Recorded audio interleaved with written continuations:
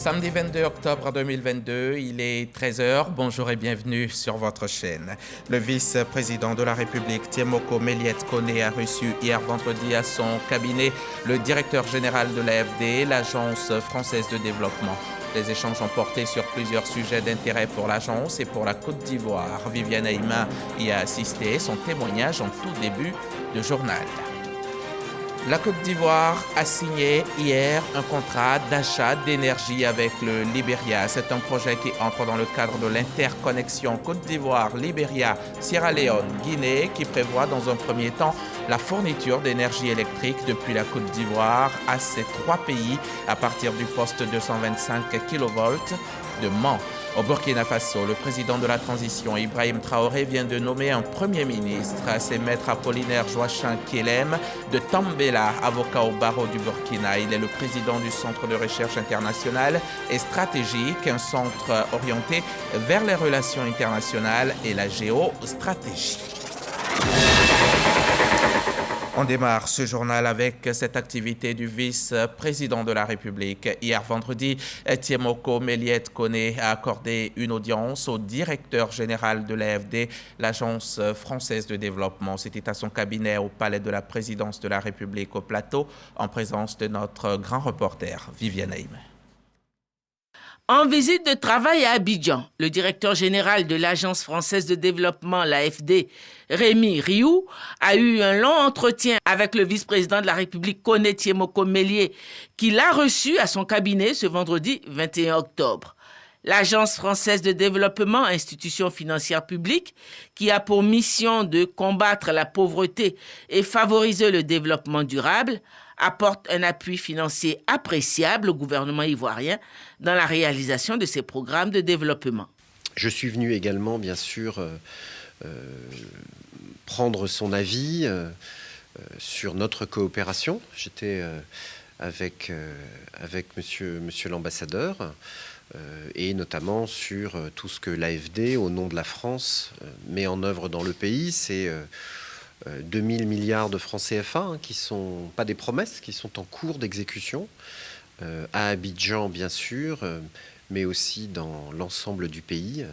J'ai eu la chance hier d'inaugurer avec le Premier ministre, chef du gouvernement, le lycée professionnel technique de Yopougon. On va aller voir la ministre de la Culture. Je crois qu'il y a beaucoup de potentiel pour structurer, renforcer ce secteur économique, et puis qui est source d'inspiration. Je signerai cet après-midi 2 mécanismes de garantie avec Ecobank pour continuer là aussi à appuyer l'élargissement, l'approfondissement, la transformation du système financier ici sur la place d'Abidjan, de telle sorte qu'il soit capable de financer de façon plus forte encore l'entrepreneuriat, la création d'entreprises, les entreprises existantes, pour permettre au pays de faire de la jeunesse nombreuse, de plus en plus qualifiée, qui arrive sur le marché du travail, une chance, évidemment, pour poursuivre son développement et créer toujours plus de valeur. Donc voilà, c'était un peu les 2 objectifs, vraiment comprendre là où en est le pays, et puis bien positionner nos appuis, nos opérations pour être le plus utile possible dans ce partenariat d'égal à égal, où la France et la Côte d'Ivoire cherchent à contribuer à trouver des solutions aux crises, aux dérèglements dans lesquels nous sommes tous plongés. L'AFD existe depuis 1941 et est le partenaire historique de la Côte d'Ivoire, car elle a de tout temps apporté son appui financier au développement de la Côte d'Ivoire, intervenant dans tous les secteurs prioritaires de son développement. Reportage Viviane Aïma et Célestin Frodo. Je vous le disais aussi au sommaire, après avoir signé avec la Guinée et la Sierra Leone, la Côte d'Ivoire vient de conclure un contrat d'achat d'énergie avec le Libéria voisin. Un contrat à partir de 25 MW, mais qui pourra évoluer jusqu'à 50 MW en 2024. Le projet entre dans le cadre de l'interconnexion Côte d'Ivoire, Libéria, Sierra Leone, Guinée, qui prévoit la fourniture d'énergie l'énergie électrique depuis la Côte d'Ivoire, donc à ces 3 pays de la sous-région. On va retrouver Lansine Bakayoko. Il était à la signature de contrat. Ce contrat d'achat signé est l'aboutissement d'un long processus de négociation débuté depuis juin 2020. C'est un contrat de type TCOP d'une durée de 3 ans renouvelable. Par ce mécanisme, la Côte d'Ivoire garantit la livraison d'électricité au Libéria, qui a obligation d'acheter la quantité produite, qu'il en prenne livraison ou non. Il s'agit pour la Côte d'Ivoire de livrer au Libéria une puissance de 25 MW avec un enlèvement d'énergie de 17 GWh en 2022, 25 MW pour 141 GWh en 2023 et 50 MW pour 424 GWh en 2024. Un acte de solidarité en faveur d'un pays voisin confronté à des coupures quasi quotidiennes d'électricité. Le ministre libérien des Mines et de l'Énergie se dit résolument engagé à assurer le bon fonctionnement du projet d'interconnexion électrique régionale, ce puissant outil de coopération sud-sud, en veillant au respect des engagements pris par la partie libérienne. La crise globale d'électricité est un défi important à la sécurité d'approvisionnement de l'électricité qui nécessite une planification stratégique entre nos pays. Nous devons réduire notre dépendance des énergies à source thermique et pouvoir favoriser les énergies renouvelables. La Côte d'Ivoire, qui veut devenir un véritable hub énergétique dans la sous-région, multiplie les projets structurants en vue de donner du contenu à ses ambitions. Notre capacité de production a été augmentée de 60% entre 2011 et 2022 pour atteindre 2548 MW et devrait doubler d'ici 2030. La part des énergies renouvelables intégrant la grande hydroélectricité, qui est d'environ 30% aujourd'hui, devrait passer à 40% à l'horizon 2030. De bonnes nouvelles pour Monrovia, qui appelle Yamoussoukro à construire une deuxième ligne de 225 kV. Une autoroute pour alimenter ces énormes gisements de mines qui n'attendent que du courant de qualité pour entrer en exploitation. On fait maintenant un tour à cette conférence de haut niveau dénommée Finance Your Cities, financer vos cités, est donc une initiative du Fonds mondial pour le développement des villes. Selon le directeur général de l'AFD, seulement 5% des 500 plus grandes villes du monde sont solvables. Seulement 5% et 20% d'entre elles ont accès aux capitaux locaux. Le ministre de la Construction était présent à la cérémonie au nom du Premier ministre Patrick Hachi. Et Dangui Dangui y était aussi au nom de RTI. Le financement des collectivités, notamment de villes en Afrique, la problématique a rassemblé élus locaux, pouvoirs publics africains et les bailleurs de fonds dans le cadre d'une conférence de haut niveau sur le thème Finance Your City, en français, finance ta cité. L'Agence française de développement a saisi l'occasion pour réaffirmer son engagement à accompagner le développement des villes en Afrique. C'est 3 milliards d'euros d'engagement chaque année maintenant aux faveurs des villes durables. Et on le fait avec une grande diversité d'instruments. On peut financer directement les villes et leurs opérateurs dès lors que le cadre juridique du pays le permet. Co-président du Fonds mondial pour le développement des villes FMDV, initiateur de cette conférence en marge du sommet Finances en commun, le ministre-gouverneur Begri Mambé a invité les bailleurs à avoir une autre vision du développement des villes. Nous voulons demander aux bailleurs de fonds de comprendre que la ville est un partenaire des bailleurs de fonds à part entière. Représentant le Premier ministre à cette conférence de haut niveau, le ministre de la Construction a partagé sa conviction sur la problématique de financement des collectivités. Notre ambition est de renforcer le pouvoir d'agir des ministères en charge de l'urbain, ainsi que celui des collectivités territoriales de nos pays respectifs, sur tout ce qui relève du financement du développement urbain durable, juste et résilient. Et nous pensons que le moment est arrivé d'agir ensemble pour construire une Afrique qui s'urbanise sans s'affaiblir. En vue d'accélérer le financement des villes en Afrique, des ministres africains et le Fonds mondial pour le développement des villes ont signé des protocoles d'entente. La voie de contournement de la ville d'Abidjan, appelée Y4, est un projet cher aux autorités ivoiriennes.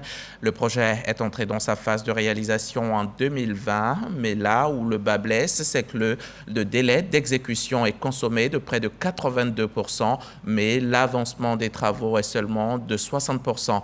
Le ministre de l'Équipement et de l'Entretien routier dit ne pas être satisfait. Pour lui, ce retard n'est pas du tout acceptable. Travaux de construction de 2 sections de 26 km de la voie périphérique dénommée la Y4.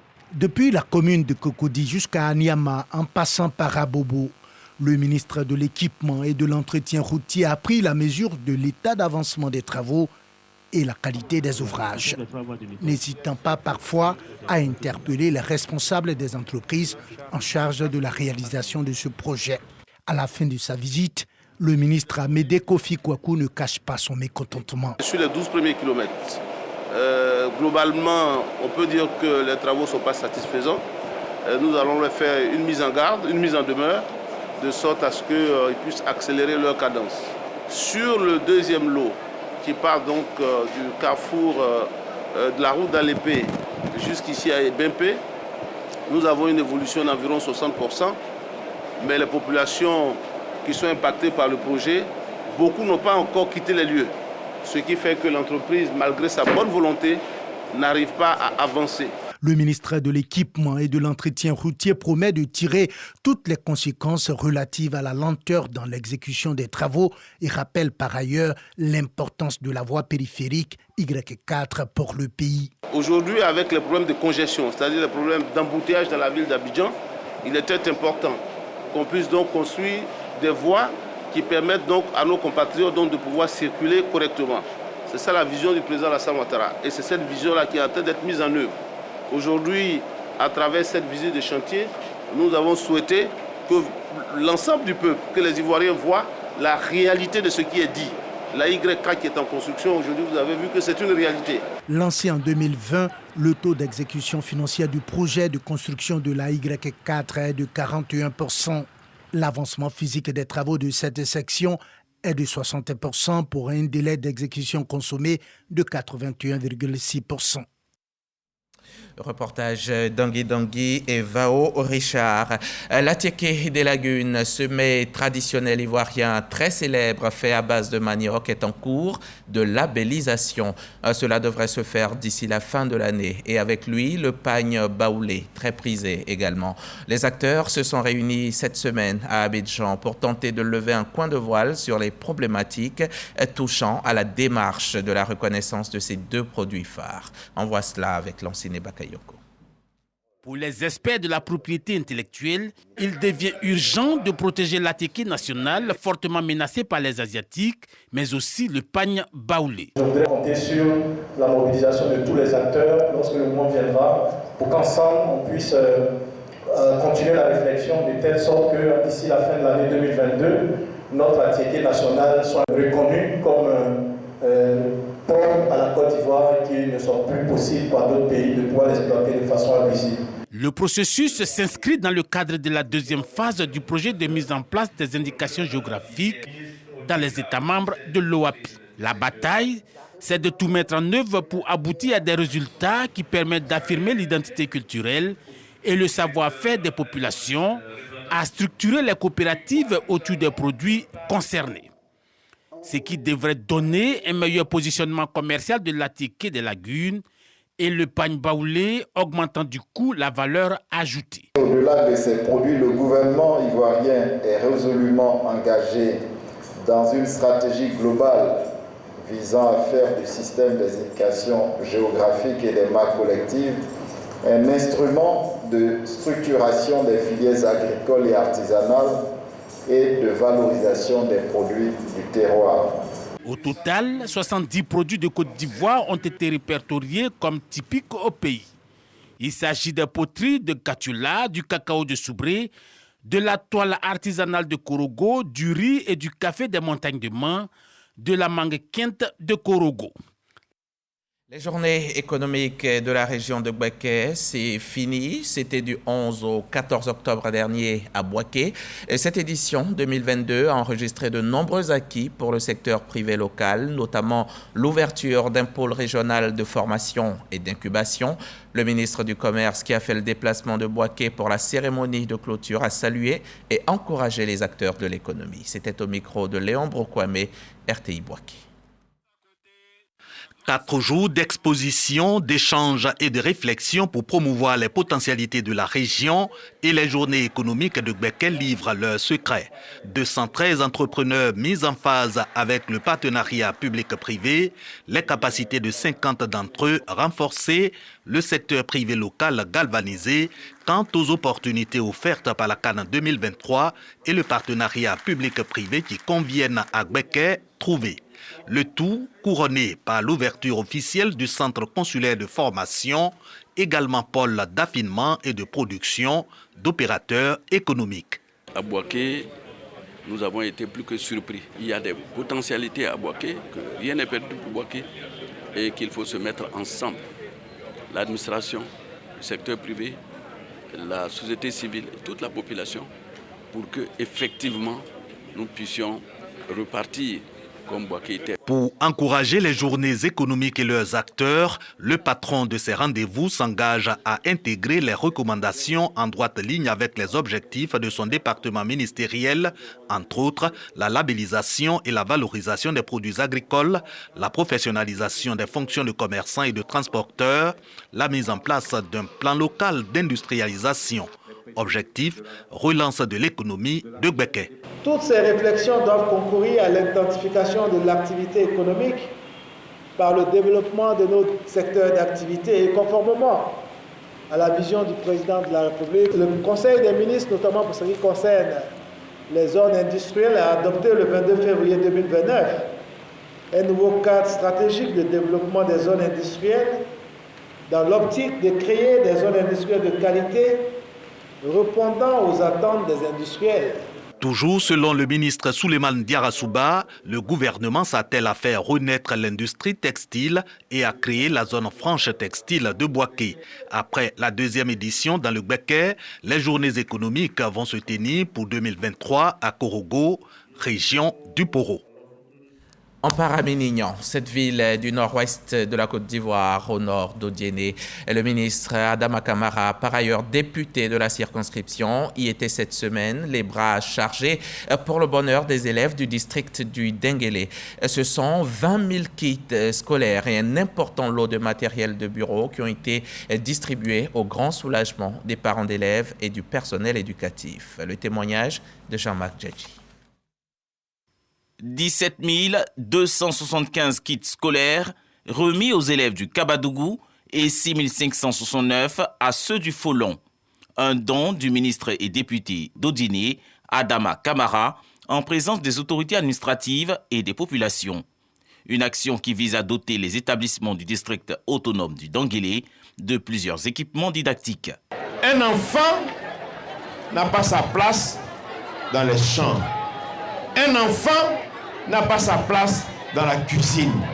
Un enfant n'a pas sa place dans les prairies.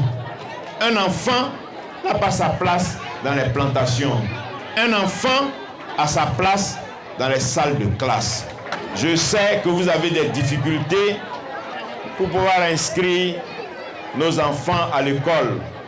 C'est pour ça que j'ai tenu à exécuter cet engagement. Les élèves des classes de CM2, 3e et de terminale verront leurs frais d'examen et d'établissement de jugement supplétif pris en charge par le donateur. Le député Adama Kamara a également offert 700 tables bancs aux écoles des régions du Kabadougou et du Folon. Pendant ce temps, le ministère de la Femme, de la Famille et de l'Enfant procédait ici à Abidjan à la rentrée solennelle des IFEF, les institutions de formation et d'éducation féminine. À cette occasion, plusieurs auditrices ont été distinguées. Elles sont au nombre de 9 précisément et elles ont été lauréates nationales en cuisine et en pâtisserie. Reportage Patricia Omoetia et Ariel Ago. Elles sont aussi championnes en cuisine et pâtisserie. Au total, 9 auditrices des instituts de formation et d'éducation féminine IFEF ont été primées au plan national avec plus de 16 de moyenne en pâtisserie et en couture. Elles ont reçu des gazinières à four, des machines à coudre, des casques, des batteuses pour leur permettre de s'insérer dans la vie active. Après 3 années de travail, nous avons réussi à notre examen de fin de formation.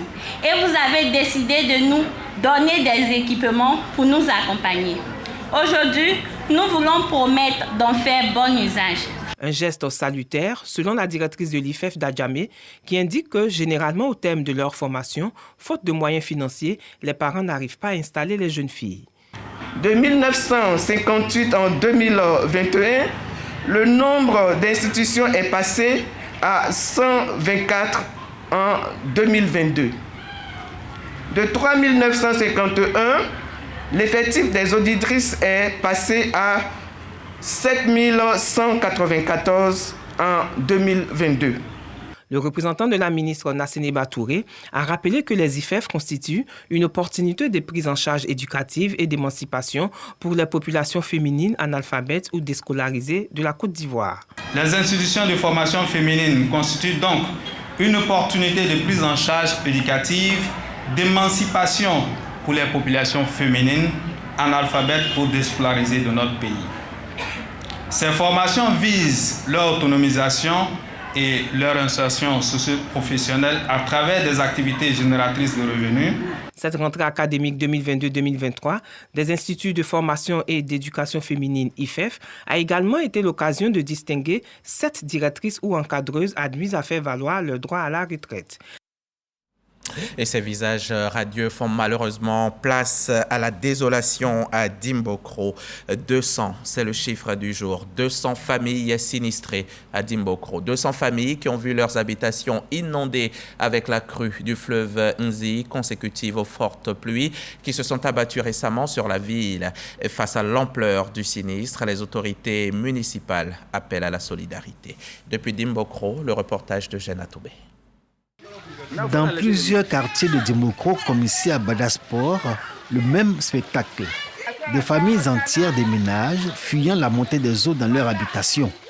Ce sont les victimes du fleuve Nzi que les fortes pluies qui s'abattent sur la ville a forcé à sortir de son lit, avec pour conséquence l'inondation de plusieurs villages situés dans ces encablures et aujourd'hui certains quartiers de Dimbokro. La pluie là est venue, toute notre maison est remplie comme cela depuis 20h jusqu'à 1h du matin. On a ramassé l'eau là jusqu'à faire sortir tout notre affaires mouillées. On est parti où ça, on ne sait pas où on est parti. Ici là est derrière clôture là.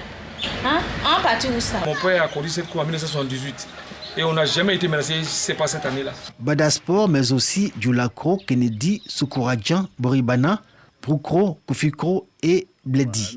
Ces quartiers situés le long du fleuve Nzi n'ont pas échappé à l'avancée de l'eau et se vident de leur population. On dénombre environ 200 familles qui sont sinistrées selon la mairie de Dimbokro. Le maire Billet Dimelou, la municipalité et toute l'équipe de services techniques de la mairie, ainsi que le directeur régional de la construction, du logement et de l'urbanisme se sont rendus sur les sites sinistrés. C'est un logement qui a été initié en 2007. Malheureusement, qui à ce jour-là n'est pas encore approuvé.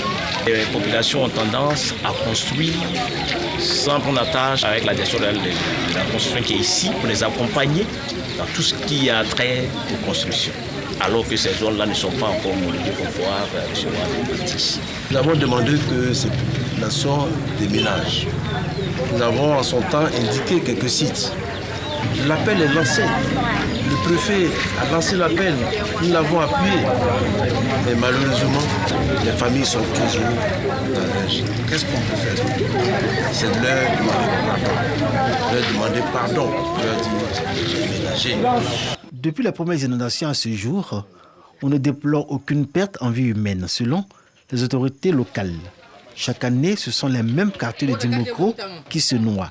Les habitants restent sourds à l'appel des autorités à quitter les sites qui sont classés zones à risque.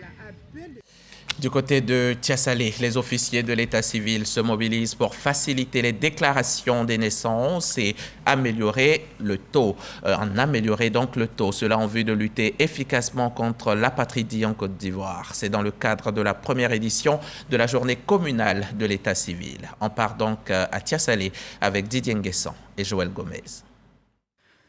Après la maternité, le certificat médical d'accouchement permet aux parents de déclarer son enfant à l'état civil. L'extrait de naissance produit lui confère un statut juridique. Mais 3 enfants sur 10 en Côte d'Ivoire ne sont pas déclarés à la naissance en 2021 selon le réseau des directeurs et chefs de services administratifs des mairies. Pour réduire le taux d'enfants apatrides, le réseau organise la journée communale de l'état civil. Il est question pour chaque maire aujourd'hui de s'impliquer personnellement à nos côtés, nous, fonctionnaires en service dans les collectivités qui sont mis à leur disposition pour accompagner cet élan pour que dans aucune commune en Côte d'Ivoire, aucun enfant ne soit sans acte de naissance. Le sous-directeur du contrôle de l'état civil, Rigobert Zeba, a instruit l'auditoire sur les prescriptions légales à respecter par l'officier et l'agent de l'état civil pour l'enregistrement des naissances. On est très heureux que les collectivités locales prennent des engagements à la suite de l'état de Côte d'Ivoire pour améliorer le taux de déclaration, pour faire en sorte que les populations soient présentes dans le processus de déclaration de naissance, le processus de déclaration de décès, mais au final pour que le taux de déclaration puisse augmenter en Côte d'Ivoire. De 61,70% en 2020, le taux de déclaration des naissances est passé à 66,8% en 2021. L'objectif est d'atteindre les 100% en sensibilisant les parents et agents de l'état civil. Nos populations s'approprient les questions de déclaration et que cela ne soit plus tabou pour que l'État de Côte d'Ivoire ait des fichiers clairs pour pouvoir faire sa programmation de développement. Outre les naissances, l'état civil enregistre aussi les décès et la situation matrimoniale des déclarants de manière confidentielle et exhaustive. On passe au chapitre Covid, et ce chapitre qui s'invite dans chacun de nos JT depuis bientôt 3 ans.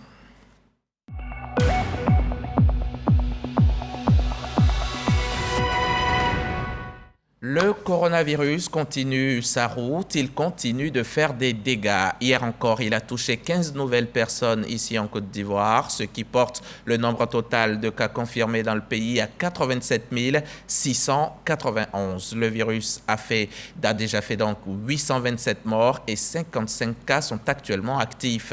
À l'échelle du monde, les chiffres sont tout aussi inquiétants. 6,58 millions de morts pour 627 millions de malades. Respectons les gestes barrières, faisons-nous vacciner.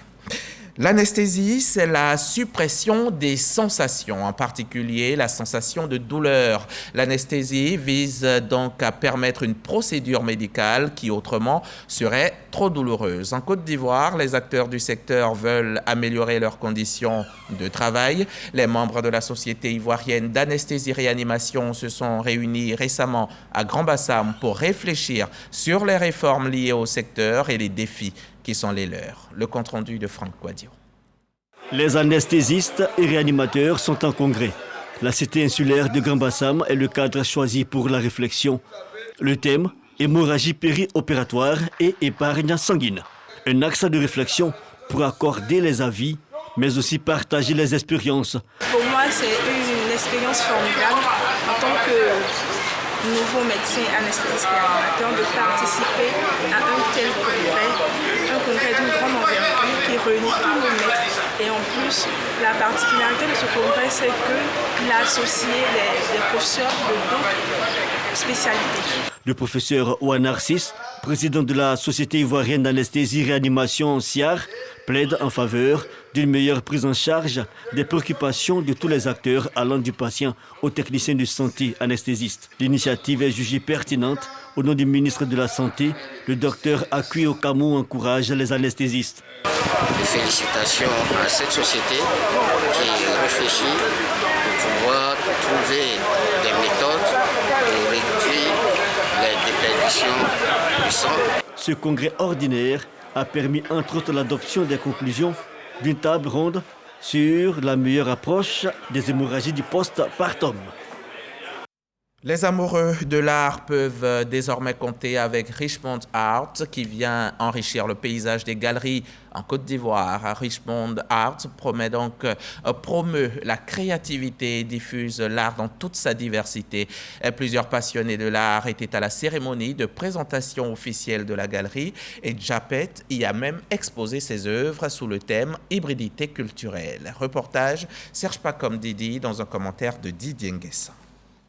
L'hybridité culturelle est le thème de cette quarantaine d'œuvres exposées à l'occasion de la présentation officielle de la galerie Richmond Art. Kwasi Frank Romuald ou encore Jaffé, jeune artiste peintre, professeur des métiers d'art visuel à l'INSAC, ouvre les hostilités. À travers ses œuvres, l'artiste fait un brassage entre les cultures occidentales et africaines.